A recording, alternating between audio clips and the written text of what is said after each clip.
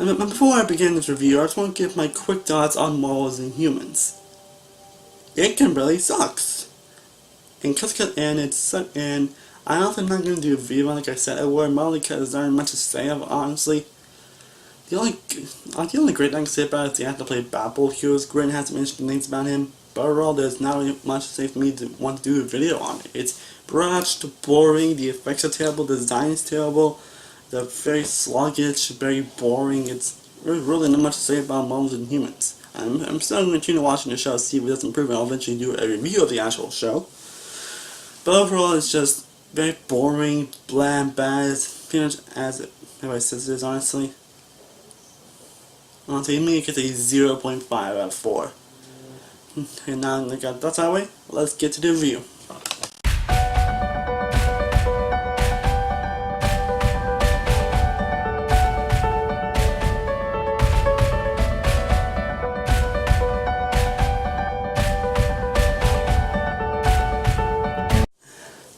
What is going on, guys? Samuel from Samuel Reviews, and today I'm here to review Gerald's Game. So Gerald's Game is directed by Mike Flanagan. It is the newest film based on a Stephen King adaptation and stars Carlo Giugno, and Bruce Greenwood and Harry Thomas. And it's based about this couple played by Carla and Bruce who basically go to cabin to reignite their sex life, and while they're trying to reignite their sex life with Carla being handcuffed on the bed, Bruce Greenwood's character Gerald ends up passing out. With leaving, and without talking about much else, honestly, some odd stuff and odd and sinister stuff ends up happening around her. And I'm kind of connected to her. That's basically all I'm gonna say. Now, I was definitely pretty excited for this film. For one thing, Mike Flanagan. This guy proves to be a very talented director. I think should get more awards, and is definitely a very underrated one. He does some really great and good films like Oculus, which I think is an underrated film. Hush, which I think is a really damn great film and a really damn analytical thriller. Before I Wake, which I think is very underrated and I think is a pretty good film as well. And my favorite is Ouija Order and Evil, which is a film I honestly loved. And it also was a huge surprise to me. I didn't expect the film to be as great as it was, given how god-awful the first Ouija was. But I'm making a prequel to the actual film. What? It's based on what the first Ouija should have been. So now that was, because him directing, I was definitely very excited for this film. The cast is interesting. I didn't see much on the trailers, but when I saw it, it looked pretty interesting. And I did watch this film yesterday on Netflix, since it is a Netflix original film. And after watching it,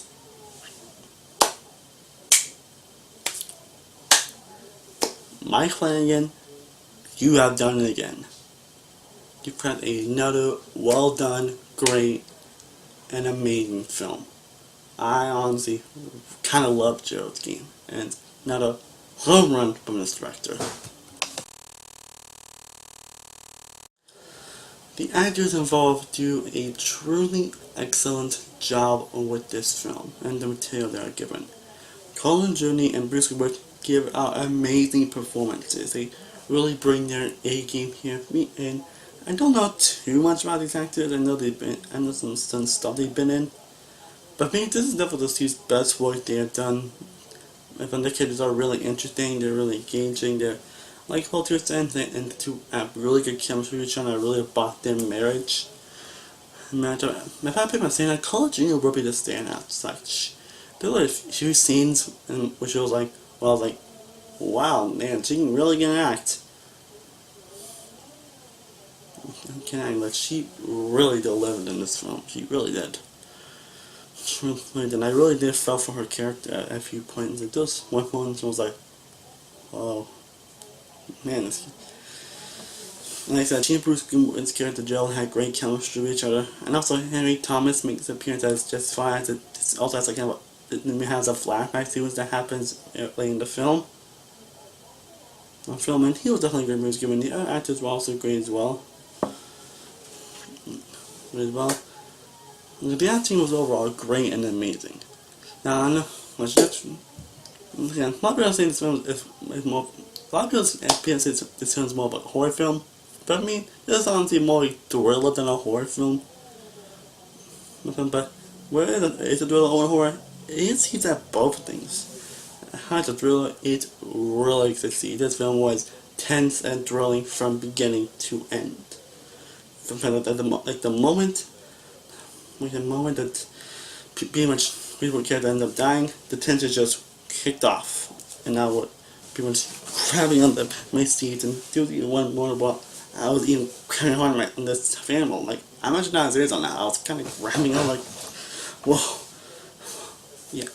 I was serious on that. I'm actually not joking on that. I actually did like grab my seat. I'm like that a few times throughout the film because it really was that tense and thrilling. Like I was very scared. I was very scared. I was just. Like I wasn't sure what the hell was going on, but I was very interested in what the hell was going on in this film. And that's one of the good plots about this film. This film is one of the films that you don't sure, I'm kind of not sure what's going on, but it's kind of good where you're trying to figure out what's happening and what's happening, like what the hell's going on. But then later in the film, you do know why, and it's probably the last thing that you suspected it to be. It was definitely the last thing I expected it to be. It's one of the films where you think it goes in the direction they just be just predictable and run the mill film, but it ends up going in a right straight in that direction. I was like, whoa, did not see that coming.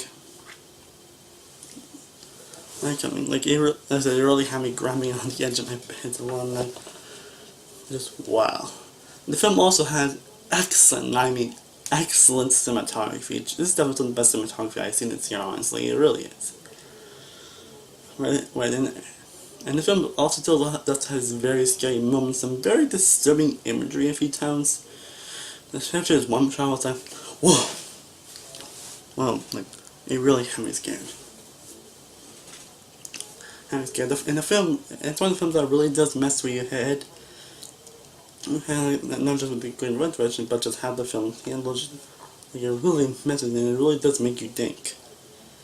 But not in a pretentious type, but not in like a pretentious type way, like It Comes at Night. Not like that kind of makes you think. This is the good kind of makes you think. I mean, there are a couple like metaphorical things in there, and I'll get a little more into that in my faults. But put metaphors on you sparingly. Metaphors, I just don't mind metaphor storytelling when using metaphors when it's done right.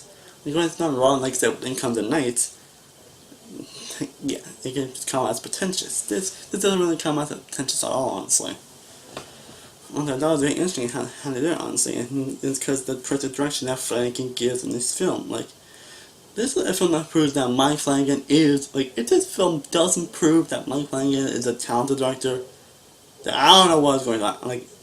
Then, if artists didn't prove it, if the Ouija Origin Evil of a Harsh or Boy didn't prove it, this film would definitely prove that Mike Flanagan is a talented director.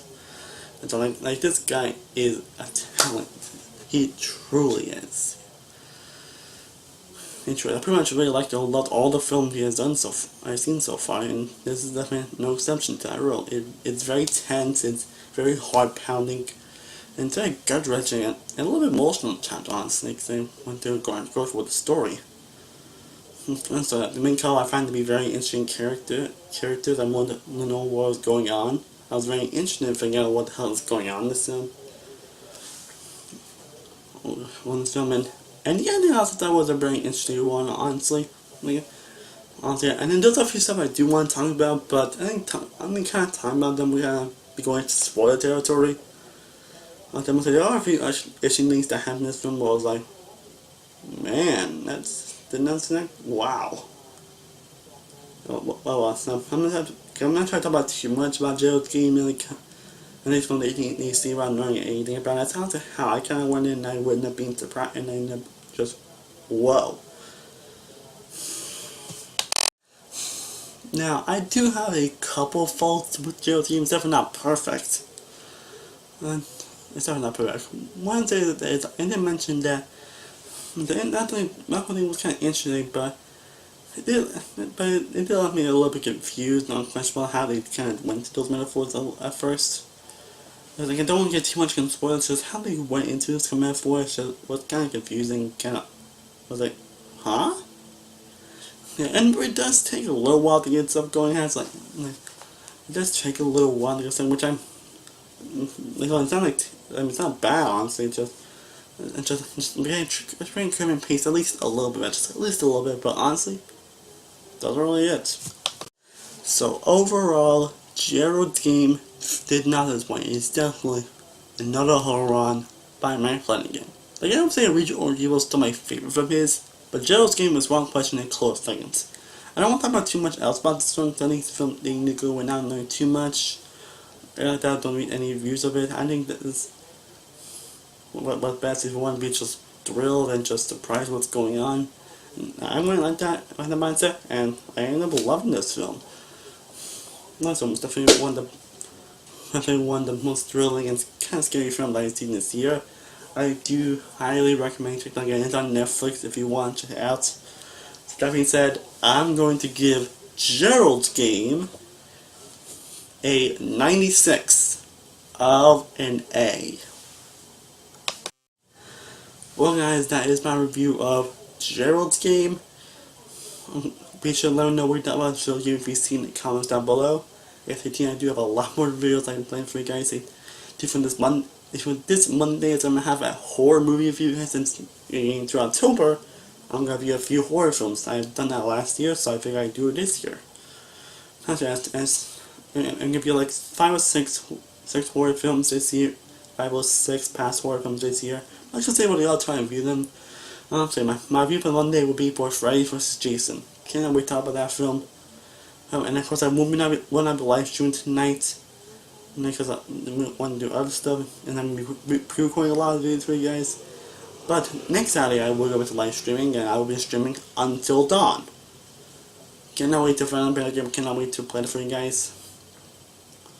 You guys know, definitely love my episodes. I'm still gonna do my episode review of The Gifted premiere this Tuesday. I'm gonna send my episode reviews of Arrow, Riverdale, Flash, and Small. Like, let me know if you want me to do those reviews separately or one video. And again, this Wednesday at 9 o'clock is still my live Q&A. If you have any questions for me, be sure to leave them in the comments down below. We really appreciate it.